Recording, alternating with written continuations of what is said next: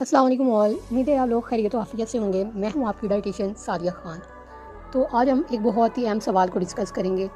हमें जो हर दूसरे पेशेंट से सुनने को मिलता है कि हम बहुत कम खा रहे हैं लेकिन हमारा वज़न कम नहीं हो रहा।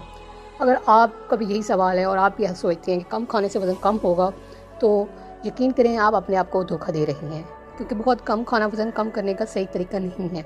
होता क्या है कि जब आप बहुत थोड़ा खाते हैं और कैलोरीज़ की बहुत ज़्यादा कमी कर लेते हैं, तो आपकी बॉडी पर भूख का हमला होता है, लाइक जिसे हम स्टारवेशन मूड कहते हैं। अब इस कंडीशन में होता क्या है कि जो आपकी बॉडी के मसल्स हैं वो लॉस होना स्टार्ट हो जाते हैं, मेटाबॉलिज्म जो है आपका स्लो हो जाता है और आप कम खाने के बावजूद भी वज़न कम नहीं कर पाते। अब इससे निकलने का सही तरीका क्या है कि आप अपने खाने की मिकदार थोड़ी बढ़ाएँ और कैलोरीज़ में हल्की कमी रखें, ना कि बहुत ज़्यादा। ऐसा करने से क्या होगा कि आपकी बॉडी के मसल्स जो हैं वो भी लॉस नहीं होंगे और आपकी फ़ैट भी कम होगा और आपका जो वेट है वो एक जगह स्टक नहीं होगा।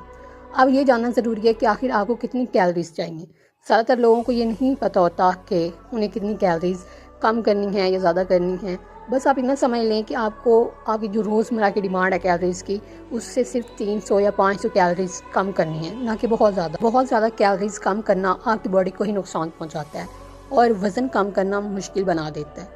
जब आप एक बैलेंस डाइट लेते हैं और सही मिकदार में लेते हैं, तो मेटाबॉलिज्म आपका फास्ट रहता है और वज़न कम करने का अमल एक सेहतमंद तरीके से होता है। अब याद रखें कि वज़न कम करने का मतलब ये नहीं है कि आप इतना खाएं, कम खाएंगे उतना ही अच्छा। असल बात यह है कि आप इतना खाएं कि आपकी बॉडी को एनर्जी मिले और साथ ही थोड़ी सी कैलोरीज़ की कमी भी हो।